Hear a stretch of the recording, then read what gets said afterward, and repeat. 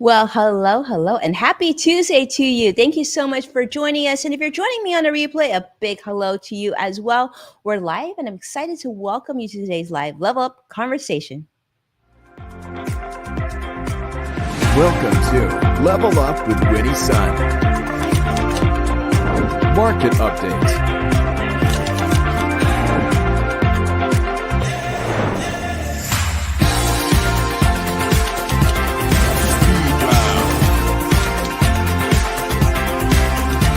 Award-winning financial pro.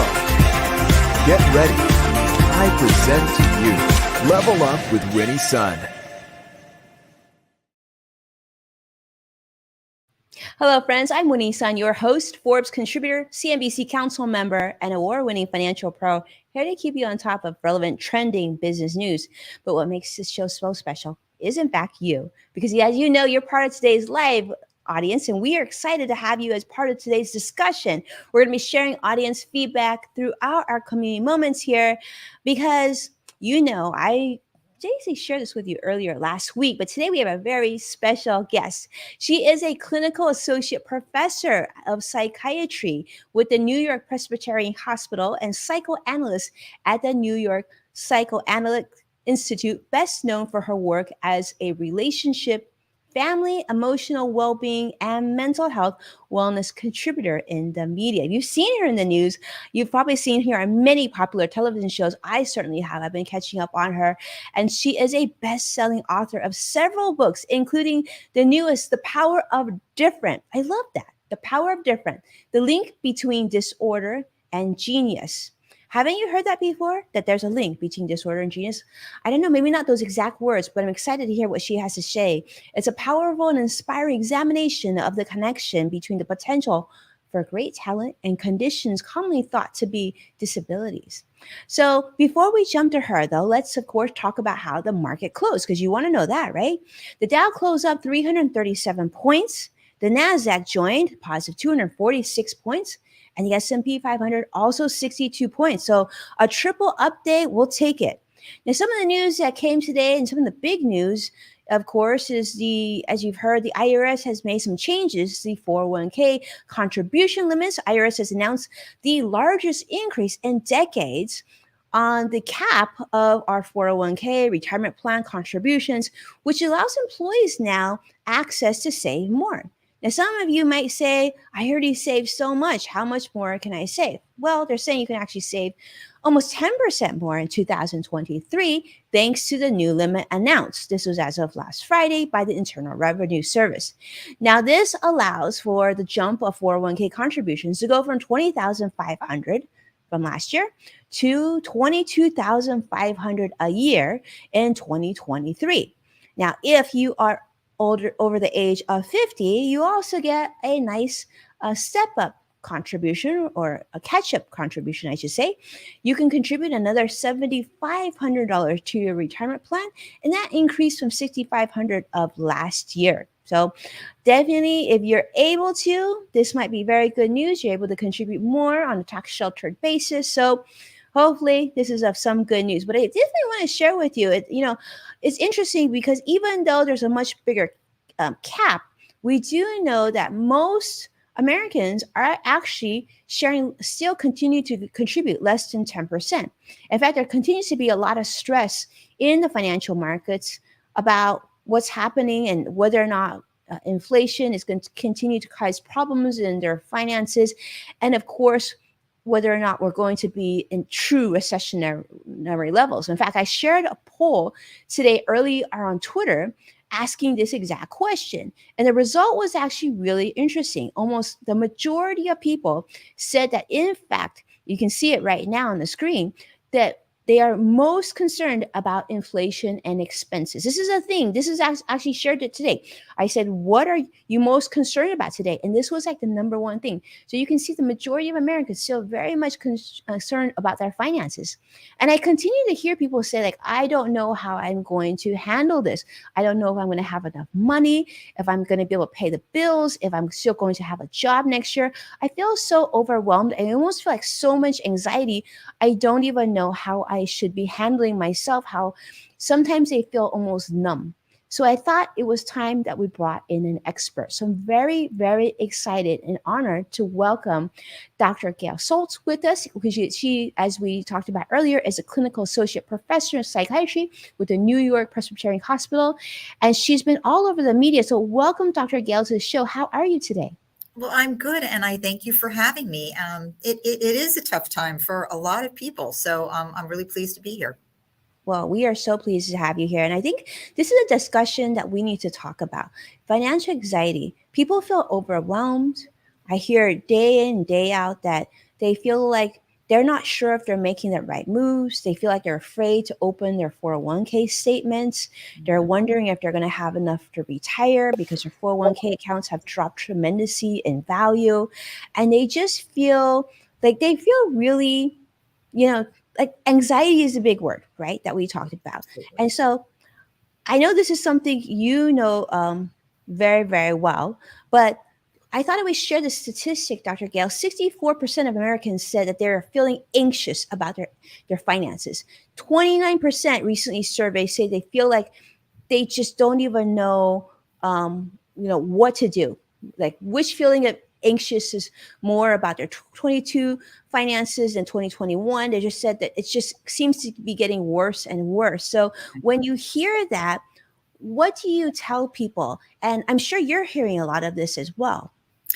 I am, and I will also say, while I am, I've always been hearing a lot of this because money and finances is one of the main things that people do get anxiety about and do get stress about. I mean, it's one of the main things that people argue with their partners about or argue in their families about, and which is a source of anxiety and stress all by itself. But also, generally speaking, money, which equals, power and ability to take care of yourself and feel like you have control over your life, is a huge source generally of stress and anxiety. So it's not new news, but I would say that right now, because there is a lot of uncertainty, and it's uncertainty that drives anxiety. That's one of the biggest drivers. So that uncertainty of, how bad is it going to get? Are we going into a recession? How bad a recession? And the uncertainty that the pandemic, and particularly the financial aspects of the pandemic, had on people, which changed the course for many people about whether we're talking about work or school or and the future and their monies, that churned up. That's part of the reason we saw anxiety disorders go up 41% in the first year of the pandemic. And while that number is starting to come down, it has not come down to pre-pandemic levels. So it's remained really high. It's part of the reason that actually the U.S. Preventive Care Task Force just approved that all primary care physicians should now check all patients age 19 to 64 for an anxiety disorder when they come in for their checkup. Wow. And refer them for care should they need it, because it's such a prevalent problem. And definitely the climate right now of uncertainty about a lot of financial issues, as well as people who are struggling because, in fact, it's already become a problem and they don't know how they're, like you said, don't know. Uncertainty. How are they going to handle it? What will the future bring? It's future thinking about potential future calamity regarding money that drives a lot of financial anxiety. I think it's really important that we circle back to what you said. You said, anxiety is driven by uncertainty, right? And you said that because the pandemic started a lot of this, and now you're seeing more people needed to be diagnosed and treated and talked to about anxiety. So is it because the pandemic kind of brought on more uncertainty, which then became anxiety, or was it that there was always certain levels of anxiety, but it just got amplified because of the pandemic and all the other things that came with it? Well, anxiety disorders have always been amongst the most common disorders. And so there are always a good number of people walking around with an anxiety disorder. But the pandemic caused much more uncertainty. And it caused, of course, for some people, this financial uncertainty, but for many people, the uncertainty of like, when will normal life resume? Who will get sick? And how sick will they get? And we don't even know, in the early days, sort of, we've never been here before. We haven't had a pandemic in my lifetime. And so all of that uncertainty and fear, a lot of fear, increased the number of people with high anxiety and subsequently anxiety disorders. So some people are predisposed, maybe anxiety disorders run in their family, or, they have sort of the genetic loading or the biological predisposition to be very anxious in certain circumstances. And they came forth, maybe people who'd had problems with anxiety in the past, but it had resolved, it came back. And children who were under this very stressful situation became oftentimes very anxious, developed an anxiety disorder, which is hard for the parent now, and again, all of these things sort of interface, it's like a Venn diagram of, yeah, your kid became anxious. Well, they need treatment. Well, treatment costs money. And now we have less money, or we're uncertain about the money. And like, how are we going to deal with all this? So, the money feeds the needs you have in life. And when you have more needs, mental health needs or other medical needs, that also creates anxiety. So it's like a snowball effect, it's almost like the pandemic then drove anxiety. Then you need more money to help with anxiety, but you don't have enough money. And if you use more money, it creates an even bigger snowball of financial stress and going into debt.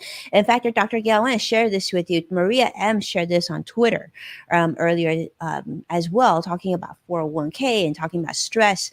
And I'm going to share this tweet. And she shared here, it says, "You're talking about me. I've been going through this since March. I haven't been able to land a job yet, but I keep moving forward despite having ran out of my savings. And now I'm using my 401k to survive until I get a job offer.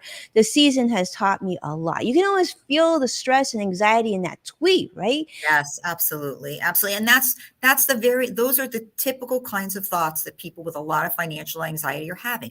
I don't know when, whatever it is, I'm going to get the job, I'm going to get the raise, or maybe I'll lose the job. I don't know when the thing is going to happen that makes me feel like I have more control over my situation and my life and my future. So it's those future-oriented fears. And, sometimes, this person is describing, a very active situation that, is obvious, understandable why she's frightened about it.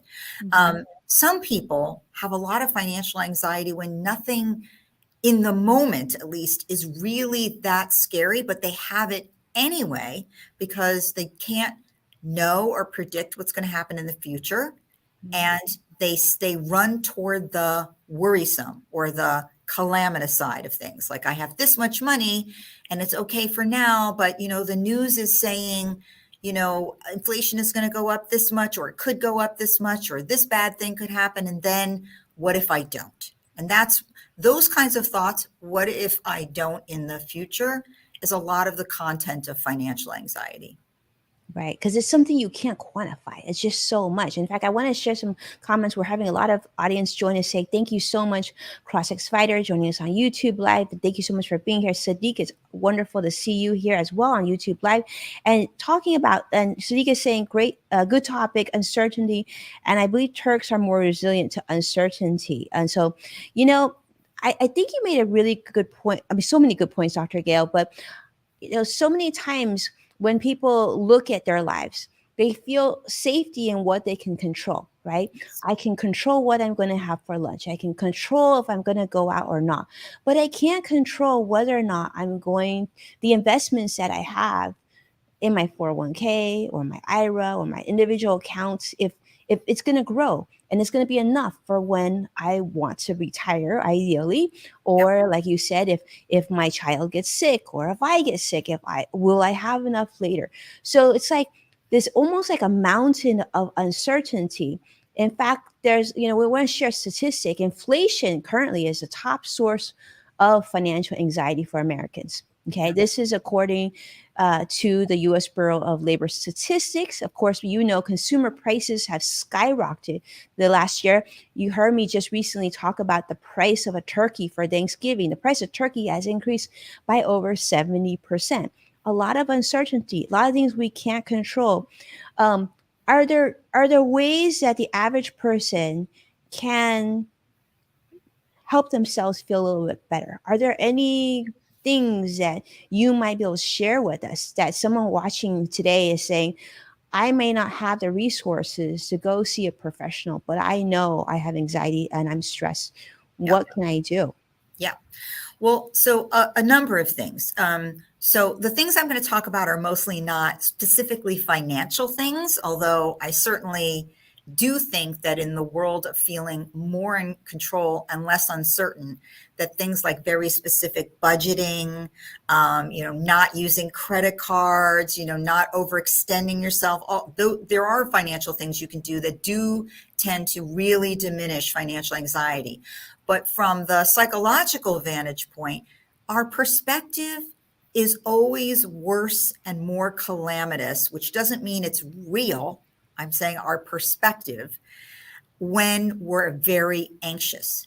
And anxiety is a physiological as well as a psychological experience. And when you can diminish the physiological aspect, meaning like that sympathetic nervous system, noradrenaline, fight flight sort of scenario in your body, it actually helps you calm your mind.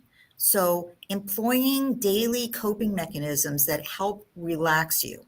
Those might be things like paced deep breathing, where you're breathing into a count of 6 and you're holding for 1 or 2 and then breathing out through your mouth to a count of 8, having a longer exhale, which is actually what takes down blood pressure and pulse rate.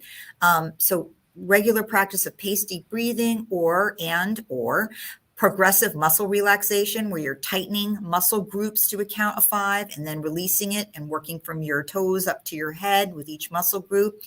Having someone to talk to who you feel is supportive, whether that's a family member or a friend, somebody you can confide in, somebody you can talk about how you're feeling, we know that that's helpful. We know that anxiety can come down and mood can come up and stress can come down when we aerobically exercise for 30 minutes, 3 or 4 times a week. Aerobic exercise, frankly, goes head to head with medication for mild to moderate anxiety and mood. Wow. So it's really, I know people don't necessarily, who aren't exercisers, don't love it, but it's important that you get your heart rate up for a 30-minute span multiple times a week. Doing those kinds of things for yourself that relax you will actually help your mind to relax, which actually helps you be more thoughtful and realistic about your financial situation and not just flooded by what if this happens sorts of thoughts. But for some people, it's really helpful to go see a psychotherapist to talk about this. And as you mentioned, sometimes it's hard to access someone and sometimes it's hard to afford someone. There are methods of, for example, apps that can be used in this way that are much cheaper than going to see a psychotherapist. I mean, can I say it's as good as seeing someone in person? Probably not, but it's better than doing nothing. So for example, I'm talking to a therapist on Talkspace, which is a much, much, much less expensive way of seeking psychotherapy. And there are other apps similar to that actually allow you to text with or speak with a therapist and really talking about the anxiety. And part of why that's important is a lot of people who struggle with financial anxiety have had a bad experience in the past. They grew up in a home where there was a lot of fear and financial anxiety. They had to do without. They didn't know where maybe a meal was coming from, or something calamitous happened. Their father lost funds or something happened where it's left them, even if they're not in the most dire circumstances, like the fear of that happening again.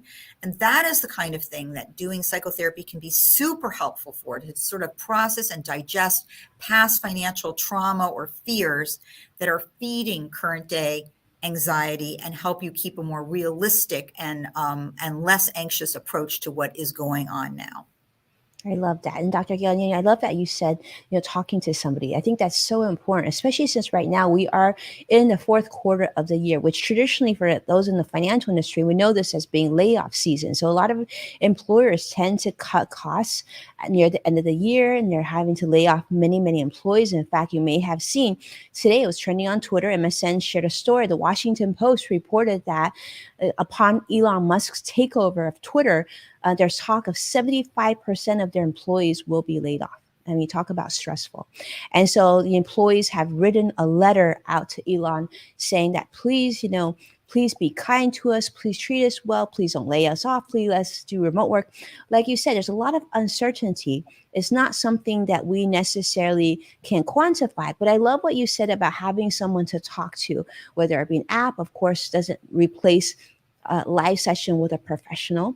And we also know that based on studies have shown that investors who have a financial advisor to talk to are 3 times happier about their finances, 3 times more comfortable about their finances than those without. So if you're dealing with financial anxiety, that's also an area that I would recommend. Seek out someone that you can talk to who's very experienced in the areas that you're focused on, know some of your concerns. And so you have someone you can talk through it so you don't feel so overwhelmed, right? So you can see maybe there is something up ahead that for something for you to look forward to. But most importantly, you can take control of what you can control. And some of those things are some of the things that Dr. Gail talked about.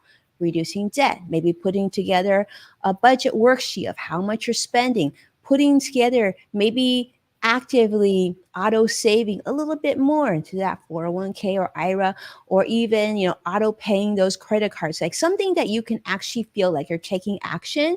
And then, and then of course, make sure that you include what Dr. Gail said about getting that 30 minutes of aerobic exercise. Sounds great. In fact, that's a great reminder. I'm gonna make sure I do that with the kids tonight. Make sure we get our Zumba on. Well, let's talk about this. How can, we talked about this probably in several different ways, but how can money affect someone's mental health? Yeah, absolutely. So,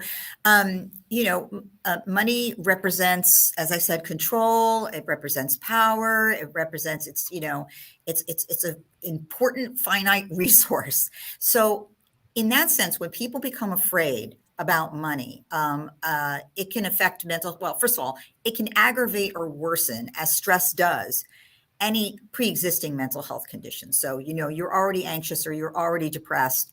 It can make it worse if you're worried about money, but it can bring on very specific kinds of mental health issues. So, for example, some people who really start struggling with financial anxiety, and they may develop, if they have a predisposition to it, hoarding.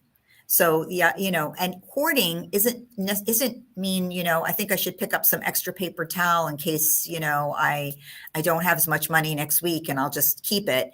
It means, really collecting maybe multiple appliances that you don't need multiples of, multiple lipsticks you don't need multiples of, but literally hoarding and keeping, not throwing anything away, buying multiples of things because you feel like you need it. And hoarding, can be a real problem. It can make a home dangerous. It can drive relationships apart, and it does need treatment. So financial anxiety can drive that. It can also drive substance use and abuse. Sometimes you're like, I'm so anxious and stressed out, so I'm going to have like an extra glass of wine because it makes me feel more relaxed. I really, really strongly advise people who are struggling with financial anxiety to not do that. It is not a good coping mechanism.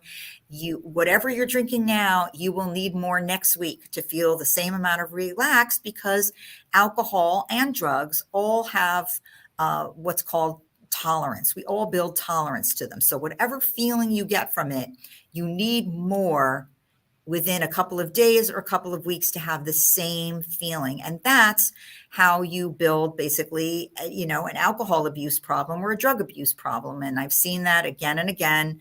So it's really important to not do that. And it's tempting to do that. Other people feel drawn to gambling of all different kinds, because they're like, I really need the money and I just feel like I should take my shot. and then they're farther in the hole, and they develop, those people who gravitate toward that problem, can develop a gambling addiction. And then, you think you have financial problems now, you don't know anything compared to the kind of problem you could have. So those are the kinds of problems that can then sprout up as a result of intense financial anxiety. But for some people, it's just the overwhelming stress just makes them so anxious they're sort of not able to perform at work or operate within their family context the way that they had before. And depression can ensue. Long-term anxiety can cause depression, clinical depression. So it is important to attend to your anxiety in the shorter term and do things to try to help yourself and stave off the situation becoming worse. So important, so helpful. And I think, Dr. Gail, thanks for sharing those different examples, because I've actually experienced talking to other people who've had those different scenarios where they felt like they couldn't deal with their financial stress, right? And so they turned to things like you talked about, like alcohol or something else. In fact, my dad, I remember when I was younger, right before I started college, my parents went through a big financial mishap. They actually had to declare bankruptcy. And my dad felt so stressed and felt like such a failure to his family that he really couldn't work after that. He just like completely shut down. So my mom, my sister, and I, we sort of kept the family together, and we just figured out a way to keep working, right? To help each other, help mom keep the house. But those are things where sometimes you don't know when it's time to seek out help. And I want to talk to you about that.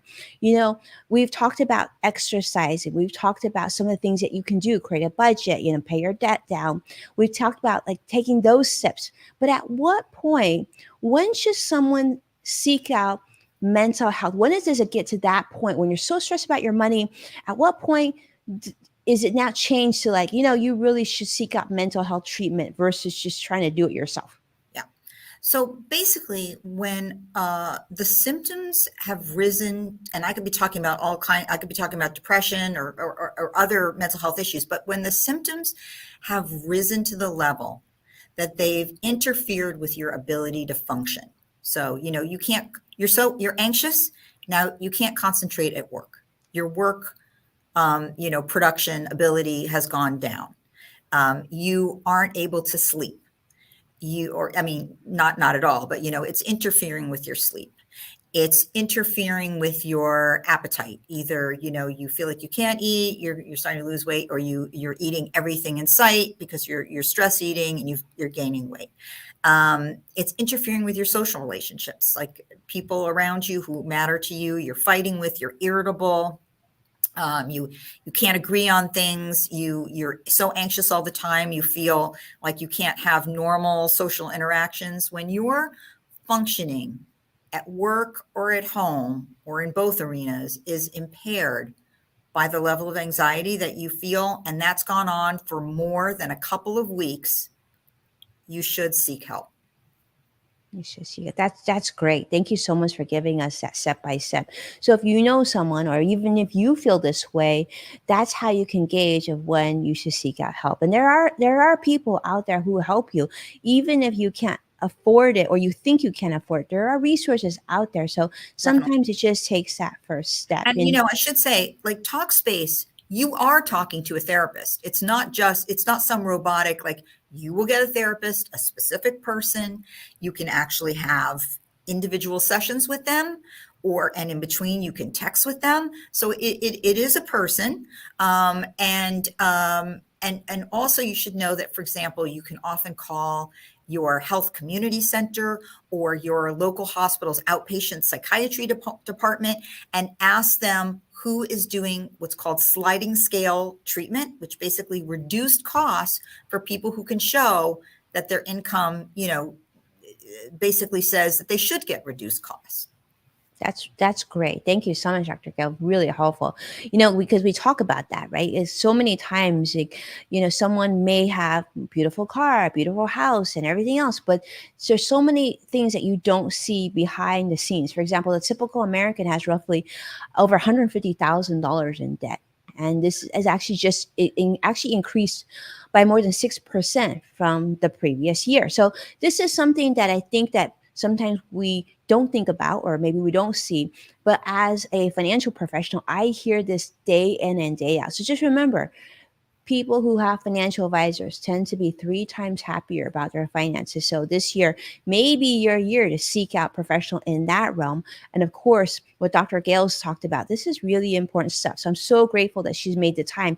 And I hope that those of you who learn this will share this information too, because I think it's really powerful that we know the steps to take if we see some of these clues that we need more help, or someone that in our lives needs more help than they are able to do for themselves. Okay. So I think it's time. Dr. Gail, we're going to segue a little bit, because this is a segment that I know Joshua, CrossX Fighter Honor, who's joining us live on YouTube Live, loves this segment, and many of our audience does, and that is speed round. Dr. Gail, you ready for your first speed round? Okay, bring it.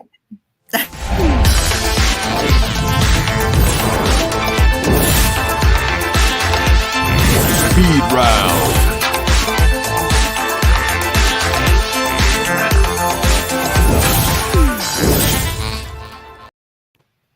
Dr. Gail, thank you so much for being with us. You've given such amazing advice and so many good details of things to look for, and resources and apps and tools. What a great session here with you. But we want to ask you this. Now, you've given us great advice. What's the best advice that you've been given? And maybe you could share who it was from. So many moons ago, toward the end of medical school, an advisor of mine, a doctor, said to me, "Listen, you need to own more confidence. Own your confidence, and let that be seen." And actually, his name was Dr. Jonathan Ravden, and I have no idea where he is now. But he said that to me, and it was a time when in my medical school class was only 20% women, and it was in the South, and it was hard to be a woman in medicine and feel confident. So when he said that, it was like light bulb moment for me, and I went forth, and it was really, really helpful to me. And I think a lot of women underrate the importance of being able to know what you know and own it, and not have to hide your light under a bushel, as they say. Be confident. I love that. Know what you know and own it. Thank you so much, Dr. Jonathan, for making sure that our Dr. Gail reached her full potential, because we are so winning today. So I love it. All right. Second question, Dr. Gail, is that we believe that everyone has what we call their own yes factor. Some people call it superpower. We call it yes factor. What would you say that yours is? I would say I think I'm a good science communicator. You know, the field of psychiatry can be very mysterious and murky. And when I talk about, the neuroscience behind it, I think I'm a good, non-jargony, communicating sometimes difficult concepts in a way that resonates with people and makes it accessible to them, which I think in this day and age, in terms of mental health, psychoeducation is so important. Psychology is so important, and I would agree. I think you've done a great job explaining it to us, not only explaining it to us, but giving us actionable steps and tools that we can implement right away. Now, let me ask you that, Dr. Gail. We've talked a lot about things today, and I've learned a lot from you. Is there anything else I didn't ask you that you'd like to share with us? Well, I think it's fair to say this: just anxiety, is not all a bad thing. We've made it sound that way today, but anxiety is actually our evolutionary method of knowing when there is danger. So like, I was very struck by the number you said a few minutes ago, people who are in $150,000 in debt. And you know what? Of course they're anxious. And I can't say that's pathology, because we do want to have enough anxiety to handle things, and to know when we shouldn't spend on something, or we should look at something, we should budget something. So it's a little bit your brain's warning, danger, in a good way. So listen to yourself sometimes about that. It's really more we're talking about when anxiety becomes so overwhelming that it's its own process and it's messing up your ability to pay attention to appropriate danger signals, because now your mind is saying danger, danger all the time at everything, even to things that aren't dangerous, even just to things that are worries. So I don't want to give anxiety all a bad rap. Some of your listeners, it's okay to have some, enough that you do the best things for yourself. Okay, so that's important. It's okay to have some, as long as we can take, as long as we take care of ourselves. And I think that's good. Separating what you call worry versus anxiety, understanding the difference, and also understanding that it's part of who we are, and it's makes up, that's who we are and what we are, and that it is what it is. We got just to make the best of it. Well, it's also like back in the day, right? If you thought there might be a bear outside your cave, it was the anxious person who just said, I think I won't go outside because I think there's a bear out there, who lived. And so we got their genes, you know what I'm saying? Mm-hmm. But then it's the person who says, I can never go outside the cave because there always could be a bear outside the cave. That's a problem, because they starve to death always staying in the cave. So you see, you have to, it's a balance. It's a little anxiety, normal, healthy, a lot of anxiety, worrying all day, reacting to every one of your worries. No, you need some help. Good. That's really helpful. Thank you so much for sharing that. And thank you so much, of course, for those of you who are joining me and Dr. Gail. Dr. Gail, if people want to learn more about what you're doing, of course, your new book and your future books, I'm guessing as well, as future projects, where should they go to follow you? Sure. So they could follow me on Twitter at Dr. Gail Saltz. They could follow me on Instagram at Dr. Gail Saltz. Or they could tune in if they want to write in a question even. I have a weekly podcast called How Can I Help? On iHeartMedia, and they can send me a question and they can listen to people who probably have questions similar to them. Incredible. And here's a website we're sharing with all of you as well. And definitely do yourself a favor and give her a follow. And of course, now you can share and communicate with her that way as well. And thank you so much, my friends, for being here, watching and supporting our program. If you don't mind, take a moment to share this show. I think it's a really important one. I would love to have this message shared broadly. I can tell you from personal experience, I've talked to numerous people and seen so many comments on social media about different types of financial anxiety, whether it be with inflation and recession concerns, layoffs, debt. It goes on and on. So sharing is caring. As a reminder, you can find full episodes of Level Up with Winnie Sun on NASDAQ, Amazon Fire, and Roku. And of course, check out Yes Factor with Winnie Sun on Apple Podcasts, wherever that you tune in. A huge thank you to you, Dr. Gail. We appreciate you so much for making the time. Huge hug. And a safe travel to you. For having me. Thank you for all that you do, because I know that you're out speaking to different groups and talking to different people about everything, all these different layers of things that we're dealing with in the workplace and outside of it. So thank you so much for doing that. We appreciate you, and we hope that you are well. And with that, we will see you again tomorrow. And for those of you around, join me on the Winnie Sun tweet chat. We want to hear from you. We'd love to share with you, and we'll see you very, very soon. Take care now. Thank you, Dr. Gail. Thank you. Thanks for having me. Thank you.